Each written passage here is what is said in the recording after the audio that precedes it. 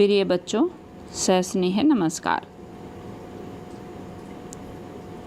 आपका 10वीं की हिंदी कक्षा में स्वागत है।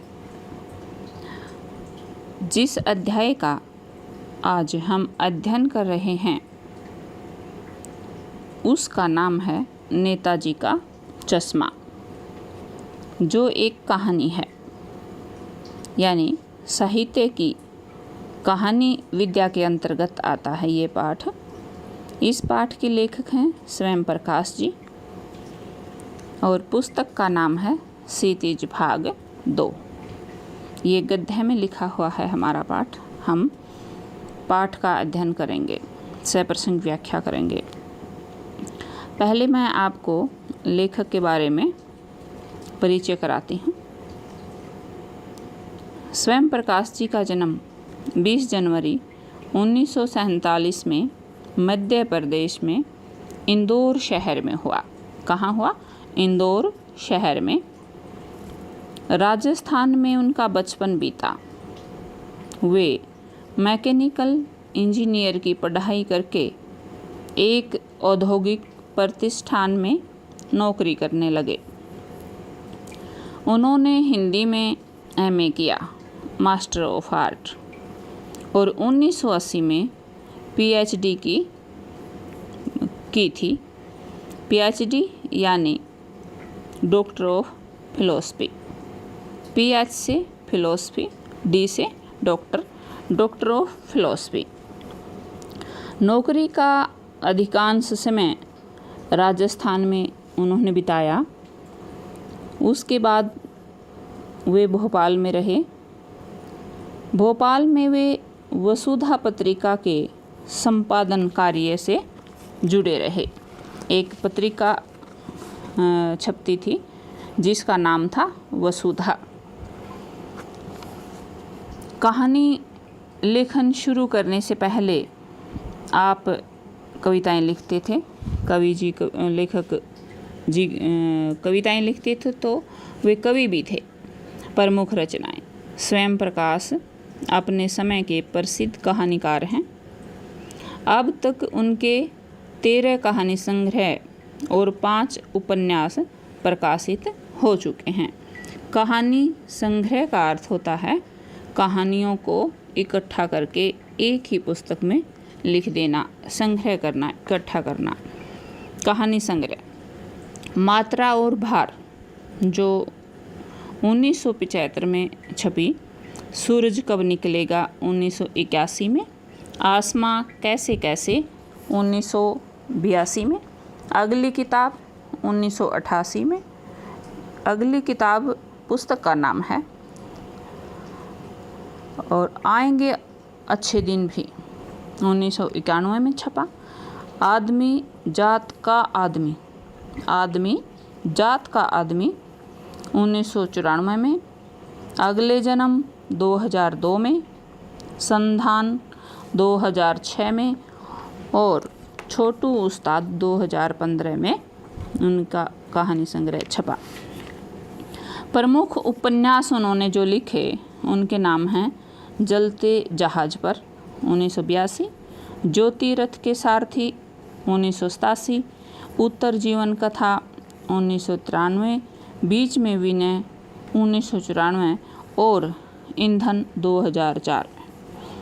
उन्होंने जो निबंध लिखे उनका नाम है स्वांत है सुखाए, दूसरा पहलू, रंगशाला में एक दोपहर, एक कहानीकार की नोटबुक।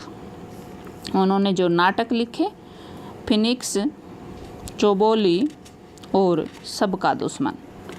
संपादन उन्होंने जिन जिन पत्रिकाओं का किया, वसुधा और बच्चों की चर्चित पत्रिका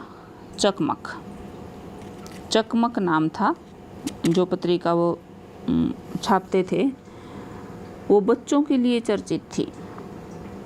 उसके अतिरिक्त मोहन श्रोत्रिय के साथ लघु पत्रिका क्यों का संपादन प्रकाशन किया।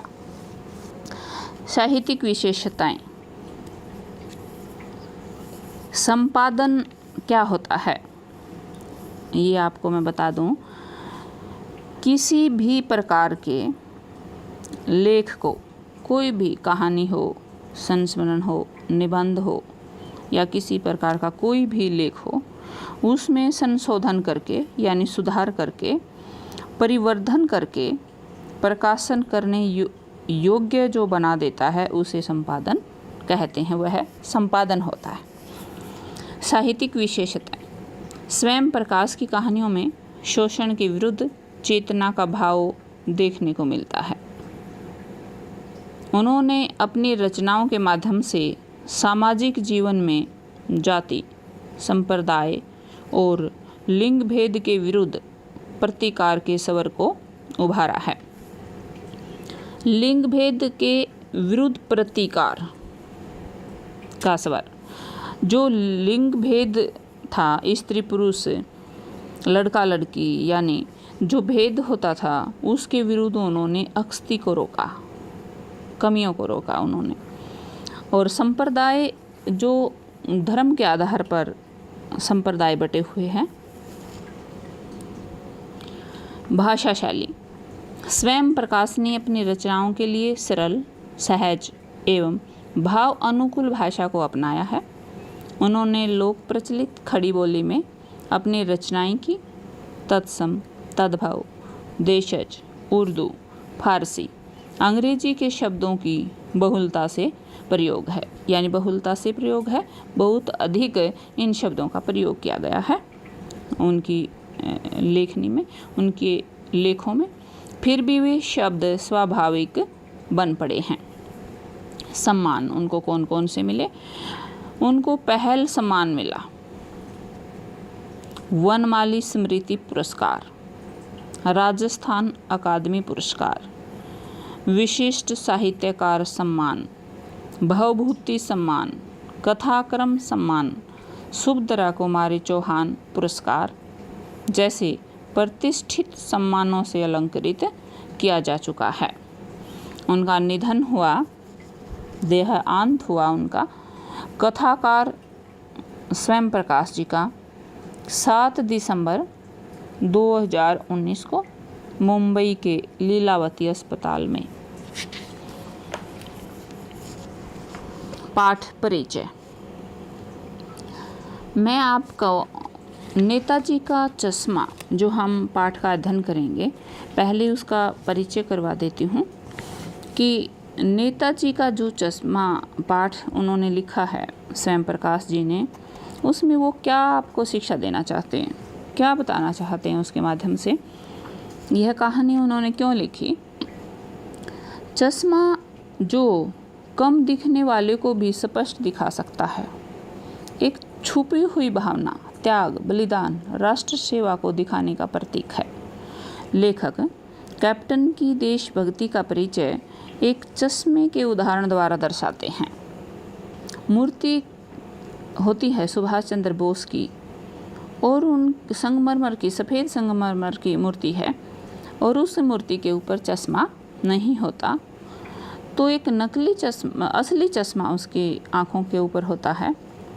मूर्ति पत्थर की है और चश्मा असली है।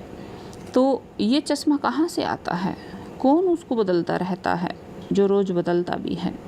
तो ये देशभक्ति का प्रतीक है ये घटना, ये बताना चाहते हैं लेखक इसमें। वे कैप्टन की देशभक्ति का परिचय एक चश्मे के उदाहरण द्वारा दर्शाते हैं। देखो बच्चों कि इसमें चश्मा देखने में सहायता करता है, जो प्रत्यक्ष आँखों से नहीं देखा जा सकता है। आँखों की कमी के कारण स्वयं प्रकाश जी लोगों के दिल दिमाग की सोच यानी देखने की शक्ति को कैप्टन की देशभक्ति की ओर इशारा करते हैं कि देखो, देश सेवा यह भी है कि देशभक्त की मूर्ति पर चश्मा लगाने का कार्य जो कैप्टन चश्मे वाला कर रहा है वह भी सराहनीय क्रम है। लेखक बताना चाहते हैं कि हर व्यक्ति राष्ट्र की सेवा कर सकता है, चाहे किसी भी रूप में क्यों न करे। लेखक विद्यार्थियों को बताना चाहते हैं कि आप जो पढ़ाई का कार्य कर रहे हैं वह भी राष्ट्र सेवा है, देशभक्ति है, क्योंकि पढ़ लिख कर जब आप देश को आगे चलाने वाले, देश के कर्णधार, देश की कमान संभालने वाले हैं, वे आप में से ही होंगे जो देश की सेवा करेंगे। आप हर रूप में देश सेवा कर सकते हैं। अमीरी या गरीबी कहीं आड़े नहीं आती।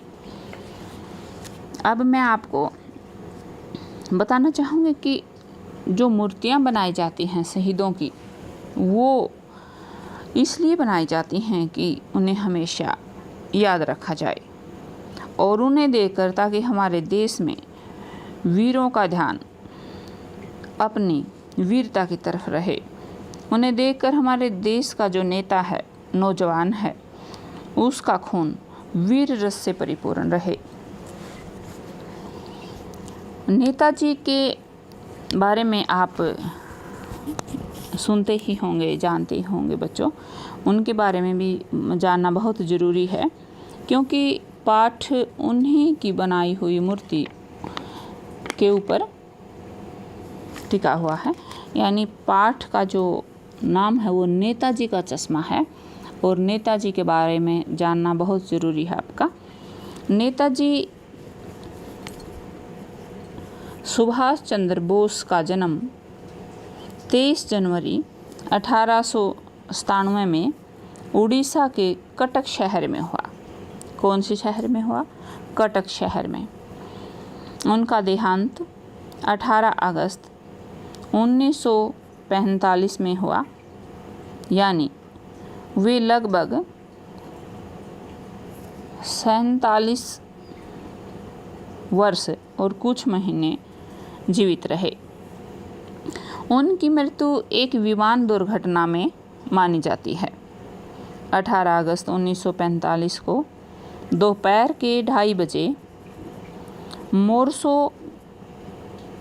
फोर्मोसा दुर्घटना, यानी आजकल जिसे ताइवान कहा जाता है, उस घटना के कारण यानी विमान दुर्घटना के कारण उनकी मृत्यु हुई।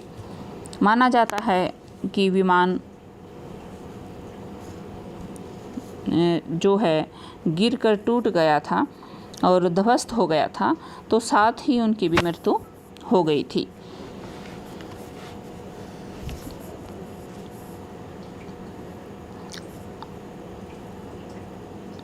उनकी मृत्यु तो हो गई थी, लेकिन अपने कर्मों के कारण वे आज भी जीवित हैं। भारत के स्वतंत्रता संग्राम के सबसे बड़े नेता थे, अग्रणी नेता थे, जो सबसे आगे गिने जाते थे। नेताजी की माता का नाम प्रभावती था और उनके पिता का नाम जानकीनाथ बोस था। उनके पिता शहर के मशहूर वकील थे। क्या थे? वकील थे। उनकी कुल 14 संतानें थी, 6 बेटियां और 8 बेटे थे। यानी सुभाष चंद्र बोस के 13 बहन भाई थे और एक वे स्वयं थे, तो 14 हुए। नेताजी की पत्नी का नाम एमिली था। उनकी बेटी का नाम अनीता था। 1942 में कहा जाता है उनकी शादी हुई। आप एमिली और उनकी बेटी अनीता की फ़ोटो इसमें देख सकते हैं।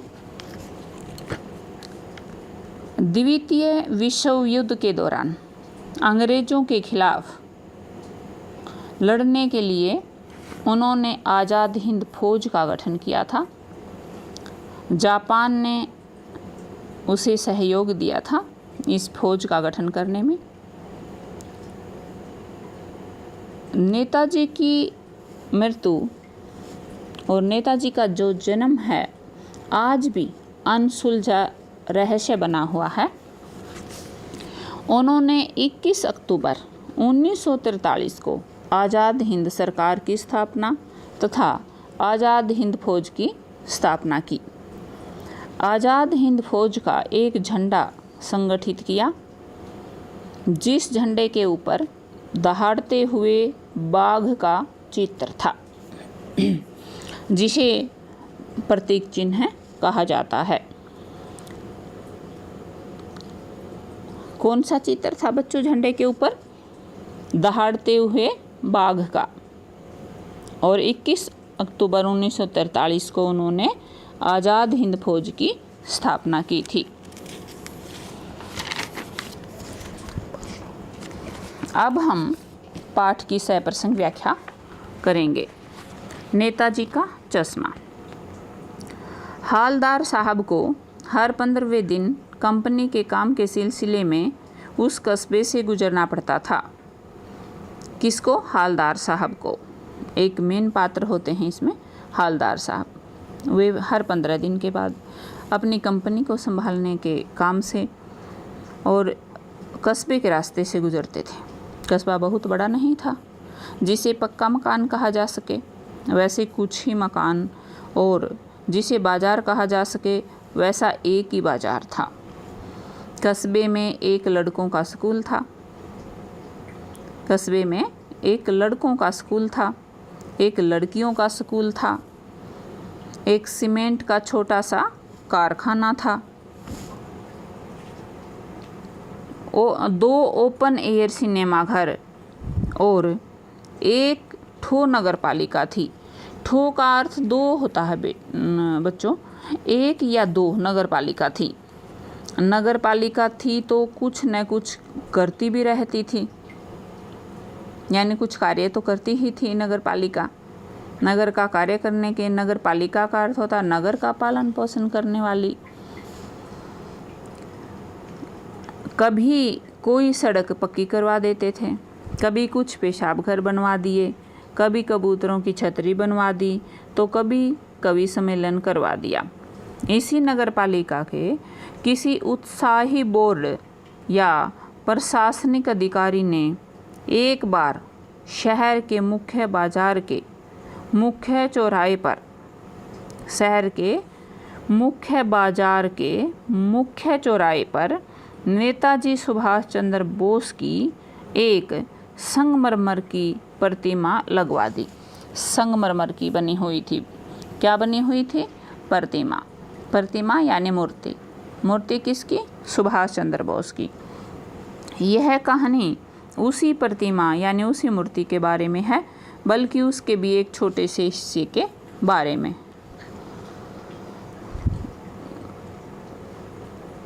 पूरी बात तो अब पता नहीं, लेकिन लगता है कि देश के अच्छे मूर्तिकारों की जानकारी नहीं होने और अच्छी मूर्ति की लागत अनुमान और उपलब्ध बजट से कहीं बहुत ज़्यादा होने के कारण काफ़ी समय ऊहापोह और चिट्ठी पत्री में बर्बाद हुआ होगा, और बोर्ड की शासन अवधि समाप्त होने की घड़ियों में किसी स्थानीय कलाकार को ही अवसर देने का निर्णय किया गया होगा, और अंत में कस्बे के इकलौते हाई स्कूल के इकलौते ड्राइंग मास्टर, इकलौता क्या होता है? एक ही, ड्राइंग मास्टर मान लीजिए मोतीलाल जी को ही यह काम सौंप दिया गया होगा, जो महीने भर में मूर्ति बनाकर पटक देने का विश्वास दिला रहे थे। यानी मूर्ति को 1 महीने में ही पूरी कर देंगे, ये विश्वास दिला रहे थे। कौन? मास्टर मोतीलाल। मोतीलाल मास्टर कौन थे? ड्राइंग मास्टर थे कस्बे के हाई स्कूल में। अब क्या है कि अच्छी मूर्ति की लागत का अनुमान, अच्छी मूर्ति पर जो खर्च आएगा उसका अंदाजा, उपलब्ध बजट, जो पैसे उनके पास उपलब्ध थे। अब इन सब का ध्यान रखते हुए और समय का ध्यान रखते हुए शासन अवधि समाप्त होने की घड़ियाँ, सरकार की तरफ से पैसा आता है और वो एक अवधि दी जाती है कि इस समय तक इस पैसे को खर्च करके उनको जो भी कार्य करना है उसको कंप्लीट कर देना है।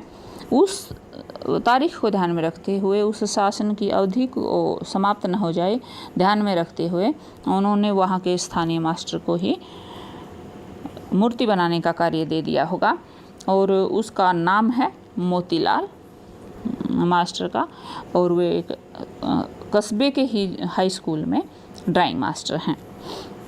और वो कितने समय में मूर्ति को बनाने का वादा करते हैं? 1 महीने में। जैसा कि कहा जा चुका है, आगे देखिए कि मूर्ति संगमरमर की थी, टोपी की नोक से कोट के दूसरे बटन तक कोई 2 फुट ऊंची, टोपी की नोक, ऊपर टोपी पहन रखी थी उन्होंने सिर पे, उसकी नोक से लेकर, और उन्होंने जो कोट पहन रखा था ऊपर से उसका दूसरा जो बटन था, दूसरे नंबर का बटन था, ऊपर से 1 फिर 2 नंबर का जो बटन था वहाँ तक मूर्ति बनाई गई थी। और उसकी ऊंचाई कितनी थी? 2 फुट ऊंचाई थी, यानी 2 फुट की बनी थी पूरी। उसे बस्ट कहते हैं। इस प्रकार की जो मूर्ति प्रतिमा बनाई जाती है उसको बस्ट कहते हैं बच्चों। और सुंदर भी थी वह। नेताजी सुंदर लग रहे थे, कुछ मासूम और कम सीन। नेताजी उस मूर्ति में कैसे लग रहे थे? मासूम से लग रहे थे, कम सीन, छोटी उम्र के, कम उम्र के लग रहे थे बिल्कुल। फौजी वर्दी में थे। मूर्ति को देखते ही दिल्ली चलो और तुम मुझे खून दो, मैं तुम्हें आज़ादी दूंगा वगैरह याद आने लगते थे। ये दिल्ली चलो, तुम मुझे खून दो, मैं तुम्हें आज़ादी दूंगा, ये आज़ाद हिंद फौज में नेताजी ने नारे लगाए थे, उनके ये प्रसिद्ध नारे हैं। इस दृष्टि से यह सफल और सराहनीय प्रयास था। केवल एक चीज़ की कसर थी जो देखते ही खटकती थी।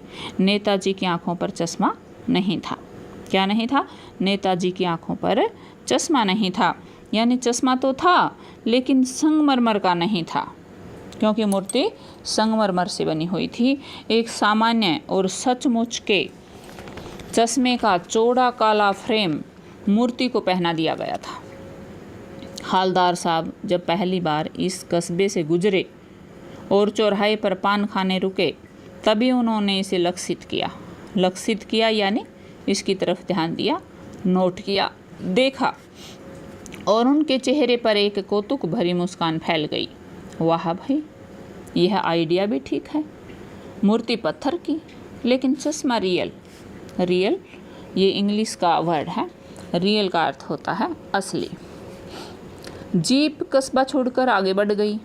तब भी हालदार साहब इस मूर्ति के बारे में ही सोचते रहे और अंत में इस निष्कर्ष पर पहुँचे कि कुल मिलाकर कस्बे के नागरिकों का यह प्रयास सराहनीय ही कहा जाना चाहिए।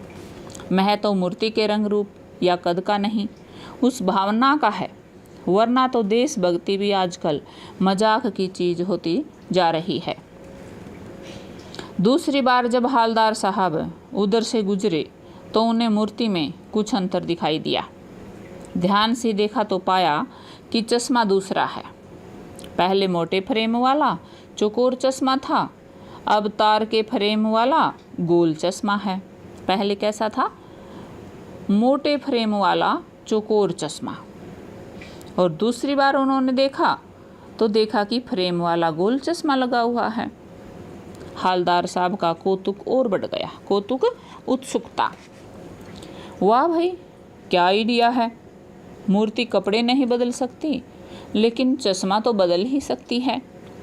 तीसरी बार फिर नया चश्मा था। हालदार साहब की आदत पड़ गई।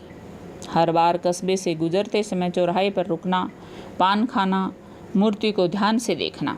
एक बार जब कौतूहल दुर्दमनीय हो उठा तो पान वाले से ही पूछ लिया, क्यों भाई, क्या बात है, यह तुम्हारे नेताजी का चश्मा हर बार बदल कैसे जाता है?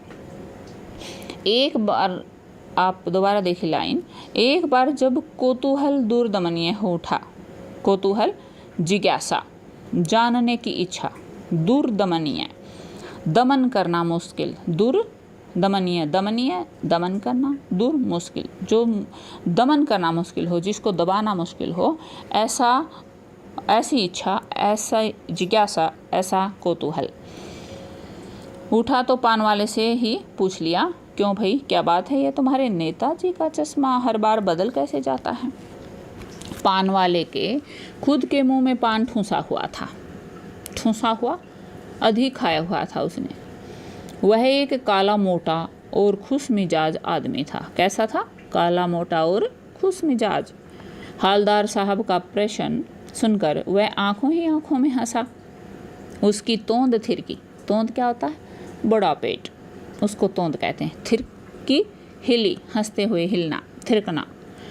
पीछे घूमकर उसने दुकान के नीचे पान थूका और अपनी लाल काली बत्तीसी दिखाकर बोला, कैप्टन चश्मे वाला करता है।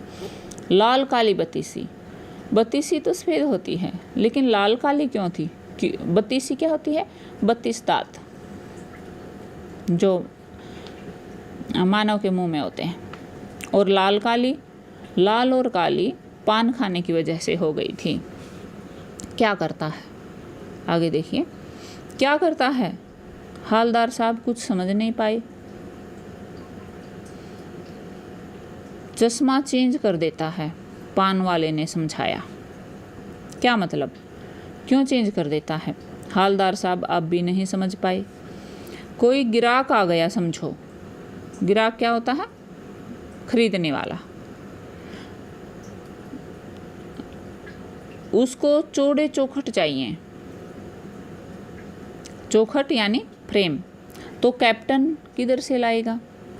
तो उसको मूर्ति वाला दे दिया, उधर दूसरा बिठा दिया।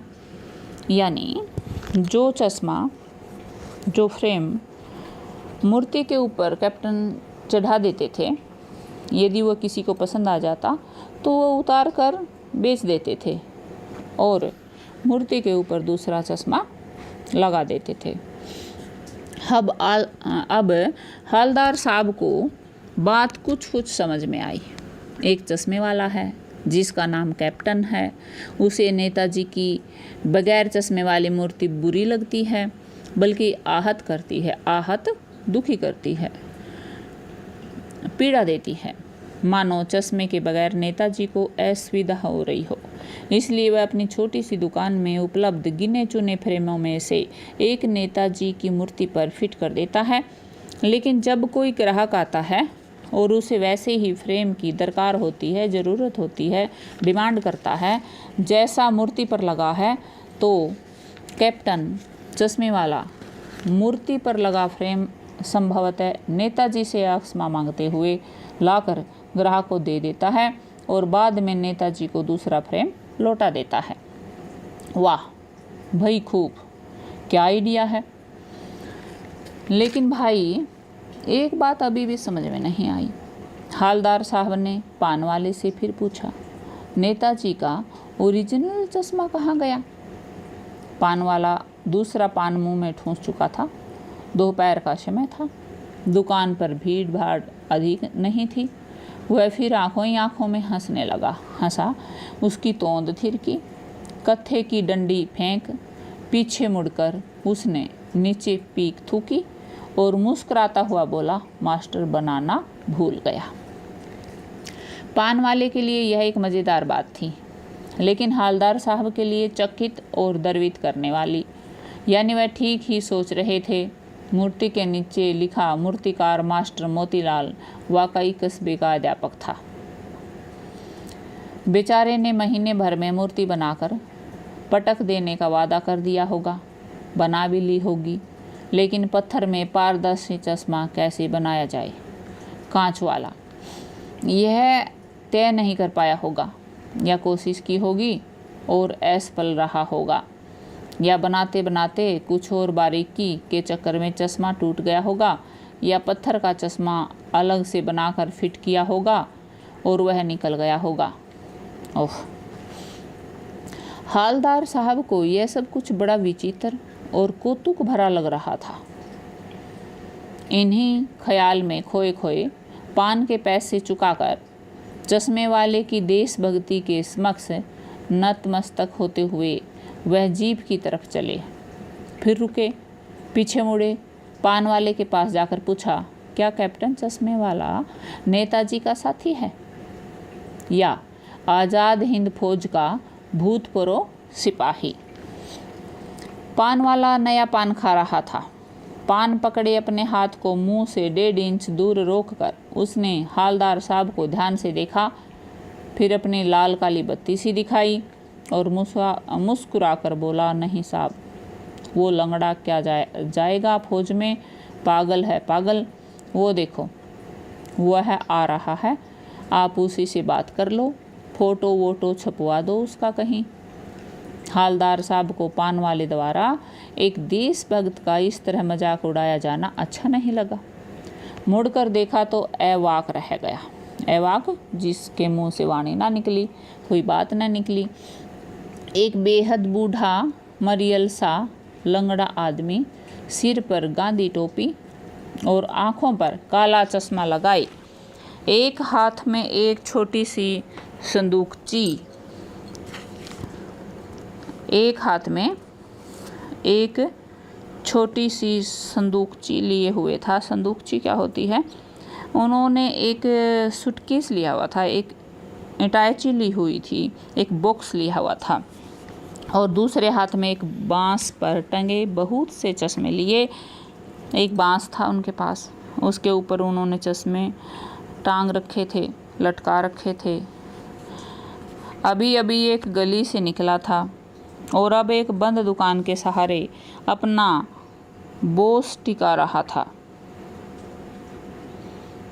दुकान के सहारे बांस को टिका रहा था। बांस एक लाठी होती है, लंबी सी लाठी, बांस की लाठी होती है। पूछना चाहते थे इसे कैप्टन क्यों कहते हैं, क्या यही इसका वास्तविक नाम है, लेकिन पान वाले ने साफ बता दिया था कि अब वह इस बारे में और बात करने को तैयार नहीं। ड्राइवर भी बेचैन हो रहा था, काम भी था। हालदार साहब जीप में बैठकर चले गए। 2 साल तक हालदार साहब अपने काम के सिलसिले में उस कस्बे से गुजरते रहे। कितने साल तक? 2 साल तक। और नेताजी की मूर्ति में बदलते हुए चश्मों को देखते रहे। कभी गोल चश्मा होता तो कभी चौकोर, कभी लाल, कभी काला, कभी धूप का चश्मा, कभी बड़े बड़े कांचों वाला गोगो चश्मा, पर कोई न कोई चश्मा होता जरूर। उस धूल भरी यात्रा में हालदार साहब को कौतुक और प्रफुल्लता के कुछ अक्षर देने के लिए, कौतुक, उत्सुकता, प्रफुल्लता, खुशी। फिर एक बार ऐसा हुआ कि मूर्ति के चेहरे पर कोई भी कैसा भी चश्मा नहीं था। उस दिन पान की दुकान भी बंद थी। चौराहे की अधिकांश दुकानें बंद थी। अगली बार भी मूर्ति की आंखों पर चश्मा नहीं था।